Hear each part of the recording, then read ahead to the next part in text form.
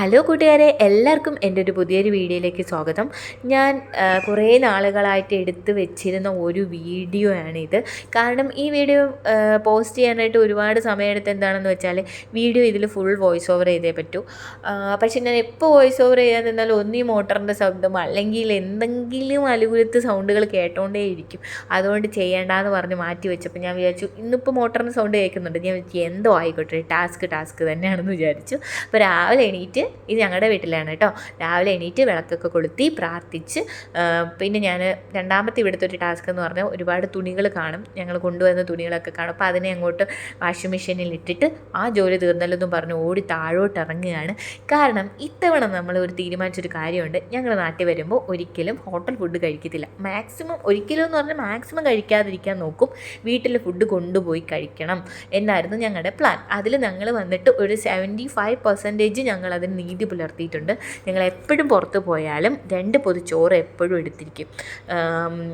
അത് നമുക്ക് ഭയങ്കരമായിട്ട് ഉപയോഗപ്പെട്ടിട്ടുണ്ട്. ഹെൽത്തിൻ്റെ കാര്യത്തിലായാലും നമ്മുടെ എപ്പോഴും അത് എൻജോയ് ചെയ്യുന്ന കാര്യത്തിലായാലും എപ്പോഴെങ്കിലും വെച്ചെന്ന് കഴിഞ്ഞാൽ ഇനി ഹോട്ടലിൽ തേടി പോകണ്ട, നമ്മുടെ എവിടെയെങ്കിലും ഒന്ന് നിർത്തുക, പാർക്ക് ചെയ്യുക, ഫുഡ് കഴിക്കുക, തിരിച്ചു വരിക, അത്രയേ ഉള്ളത്.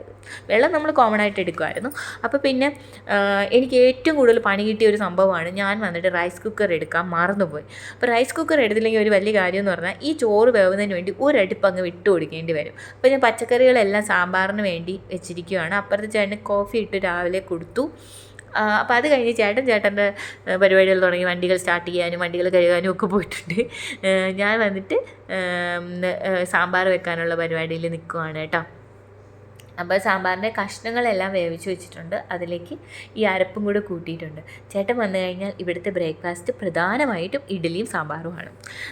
ചേട്ടന് ഏറ്റവും ഇഷ്ടം ഇഡ്ഡലിയും സാമ്പാറുമാണ്. പക്ഷേ ഇപ്പം ഞാൻ സാമ്പാർ വെച്ച് സാമ്പാർ കൊള്ളത്തില്ല, എനിക്കിപ്പോൾ വായിക്കാൻ അറിയത്തില്ല.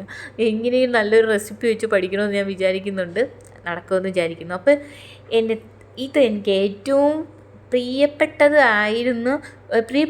ഒരു സംഭവമാണ്. പണ്ട് എനിക്ക് അത്രയും പ്രിയപ്പൊന്നും അല്ലായിരുന്നു, പക്ഷേ ഇതവിടെ കിട്ടാതായി പ്രിയപ്പെടുമെന്ന് പറയില്ല. അതുപോലത്തെ എനിക്ക് ചീര ഭയങ്കര ഇഷ്ടമാണ്. പക്ഷെ പ്രത്യേകിച്ച് ഇങ്ങനെ മൺചട്ടിയിൽ വെക്കുന്നത്. എൻ്റെ പിന്നെ തോരനെല്ലാം പെട്ടെന്ന് ഉണ്ടാക്കുന്ന തോരനാണല്ലോ, ഞാൻ അതിന് വേണ്ടി ഒരുപാട് സമയമൊന്നും എടുക്കാറില്ല. കടുക് വറുത്ത് അതിനിട്ടൊന്ന് വഴറ്റിയതിന് ശേഷം, ഇതാകുമ്പോൾ പെട്ടെന്ന് വരും, കുറച്ച് ഉപ്പ് ഇട്ട് വഴറ്റിയതിന് ശേഷം അതിലേക്ക് അരപ്പ് കൂട്ടും, ജീരകം ഇട്ട് പൊട്ടിച്ച് കടുകും ഇട്ട് പൊട്ടിച്ചിട്ട് പിന്നെ കുറച്ച് വെളുത്തുള്ളിയും പച്ചമുളകും ചതച്ചിട്ടിട്ട് തേങ്ങ ഇടും. പിന്നെ ഞാൻ ചീരത്തോരനിൽ ചുമന്ന ചീരയാണെങ്കിൽ മിക്കവാറും മുളക് പൊടിയാണ് ഇടാറ്. അപ്പോൾ ഇതെന്തിനു വേണ്ടിയിട്ടുള്ള ഓട്ടമാണെന്ന് പറഞ്ഞാൽ, പറമ്പിൽ അവിടെ എൻ്റെ ചെടി നിൽക്കുന്നിടത്ത് ഞാൻ നോക്കിയപ്പോൾ 2-3 കാന്താരി അങ്ങനെ ഒളിച്ച് നിൽക്കുന്നുണ്ട്. അങ്ങനെ അവനെ തട്ടിയെടുക്കാം, അതിനൊരു ചമ്മന്തി ആക്കാമല്ലോ എന്ന് വിചാരിച്ചിട്ട് നോക്കിയത്. എനിക്ക് ചമ്മന്തിക്ക് എപ്പോഴും കാന്താരി അല്ലെങ്കിൽ നമ്മളല്ല ഒടങ്ങുള്ളി മുളകെന്ന് പറയില്ലേ, നല്ല ഉണ്ടമുളക്, അതിട്ട് ചമ്മന്തി അരച്ചാൽ നല്ല മണമാണ്. പക്ഷേ എനിക്ക് ഉണ്ടമുളക് കിട്ടാത്തത് കൊണ്ട് ഇപ്പോൾ കിട്ടാനേ ഇല്ല. ഭയങ്കര വിലയാണ് കേട്ടോ, ലുലു മാളിൽ 1 കിലോയ്ക്ക് എത്രയോ രൂപയൊക്കെ കാണിക്കും. അപ്പോൾ ഞാൻ വെച്ചാൽ എന്ത് ദൈവമേ, പണ്ടൊക്കെ നമ്മൾ വീട്ടിൽ സുലഭമായിട്ടുണ്ടായിരുന്നു, നമുക്കുണ്ടായിരുന്നു, ഇപ്പോൾ ഒന്നുമേ ഇല്ല. അപ്പോൾ ഞാൻ പിന്നെ ആ കാന്താരി വെച്ച് തന്നെ അഡ്ജസ്റ്റ് ചെയ്തു. ചമ്മന്തിക്ക് എന്താ, തേങ്ങയും കുറച്ച് ഉള്ളി, ഇഞ്ചി, അതുപോലെ കാന്താരി, കുറച്ച് മുളക് പൊടി, വറ്റൽമുളക് വെള്ളത്തിയിട്ടിരുന്നുണ്ടെങ്കിൽ അത് പെട്ടെന്ന് വെച്ചു, പക്ഷേ എനിക്കത് പറ്റിയില്ല കേട്ടോ. അപ്പോൾ അത് തേങ്ങയിട്ട് നന്നായിട്ട് ഇളക്കി ഇട്ടപ്പോഴത്തേക്കും തോരൻ റെഡിയായി. പിന്നെ മീൻ വന്നിട്ട് ഞാൻ ഇന്നലെ കഴുകി പുരട്ടി ഫ്രിഡ്ജിനകത്ത് വെച്ചിട്ടുണ്ടായിരുന്നു കേട്ടോ. അപ്പോൾ ഈ തോരനൊന്ന് ഇളക്കി കിട്ടിക്കഴിഞ്ഞാൽ നമുക്ക് തോരൻ റെഡിയായി. അപ്പം ഞാൻ ഫ്രിഡ്ജിൽ മീൻ വന്നിട്ട് പുരട്ടി വെച്ചിട്ടുണ്ടായിരുന്നു. അപ്പോൾ അതിനെ എടുത്ത് ഒരു കറിവേപ്പില ആഡംബരത്തിന് നല്ല ഭംഗിക്കൊക്കെ ഞാൻ സ്റ്റൈലിന് ഇട്ടപ്പോഴത്തേക്ക് ഓരോന്നും ചെന്ന് മറിഞ്ഞു കിടക്കുന്നു. വളരെ സാഹസികമായിട്ട് ഞാനത് തിരിച്ചിട്ടു. ഇപ്പോഴാണ് ഞാൻ നോക്കുന്നത്, നല്ല തിളച്ചുകൊണ്ടിരിക്കുന്ന എണ്ണയായിരുന്നു, എന്തിൻ്റെ കേടാണ്. പിന്നെ നമ്മൾ പിന്നെ അമ്മമാരെ കണ്ട് ചെയ്യുന്നതാണല്ലോ.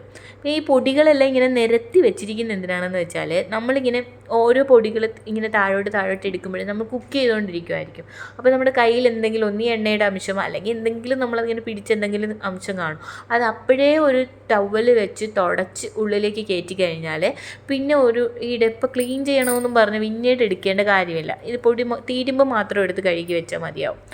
അപ്പോൾ അതെല്ലാം ഇത് കഴിഞ്ഞതിന് ശേഷം പാത്രം ഒരു കുട്ട ഉണ്ടായിരുന്നു, ആ പാത്രമൊക്കെ കഴുകി. അപ്പം ഞാൻ അച്ഛനോട് വരുന്നതിന് മുമ്പ് വിളിച്ചു പറഞ്ഞു, അച്ഛാ എനിക്ക് ഒരേ ഒരു സഹായം ചെയ്യണം, കുറച്ച് വാഴയിലകൾ സംഘടിപ്പിച്ച് തരണം. കാരണം നമ്മൾ ട്രാവൽ ചെയ്യുമ്പോൾ, നമ്മൾ പൊതിച്ചോറ് എടുക്കുമ്പോൾ നമ്മൾ വാഴയിലയാണ് നമുക്ക് ഏറ്റവും നല്ലത്. കാരണം ഇപ്പോൾ പ്ലാസ്റ്റിക്കിൻ്റെ ഇലയൊക്കെ കൊണ്ടുപോയി അത് നമ്മൾ എവിടെയെങ്കിലും വലിച്ചെറിഞ്ഞാലും അത് ശരിയായൊരു പ്രവണതയല്ല. അല്ലെങ്കിൽ പാത്രത്തിൽ കൊണ്ടുപോകണം, അത് ചിലപ്പോൾ ബുദ്ധിമുട്ടാണ്, വെള്ളത്തിൻ്റെ ഒരു ബുദ്ധിമുട്ട് വരുമല്ലോ. അപ്പോൾ ചോറിട്ടു, അല്ലെങ്കിൽ പിന്നെ നല്ല ചമ്മന്തി ഉരുട്ടി വെച്ചു. ഈ ഇല എൻ്റെ ചേട്ടന് വേണ്ടിയിട്ടുള്ളതാണ് കേട്ടോ, ചേട്ടന് വേണ്ടിയിട്ടുള്ള പൊതിയാണ്. അപ്പോൾ ചോറ് കുറച്ച് നമ്മൾ രണ്ടുപേരും ചോറിൻ്റെ അളവ് കുറച്ചിട്ട് കറികൾ കൂട്ടിയാണ് എടുക്കുന്നത്. ഈ കറി നമ്മൾ ഉച്ചക്കലത്തേക്ക് മാത്രം ഉണ്ടാക്കിയാണ്, വൈകിട്ടത്തേക്ക് മീൻ വെച്ച് മീനും ചോറും മാത്രമാണ് കഴിക്കുന്നത് കേട്ടോ. അപ്പോൾ ചീരത്തോരൻ വെച്ചു, ചമ്മന്തി വെച്ചു, പിന്നെ അതിലേക്ക് മാങ്ങാച്ചാറ്. ഈ മാങ്ങാച്ചാറും പെട്ടെന്ന് ഉണ്ടാക്കിയ മാങ്ങാച്ചാറാണ്. അതായത്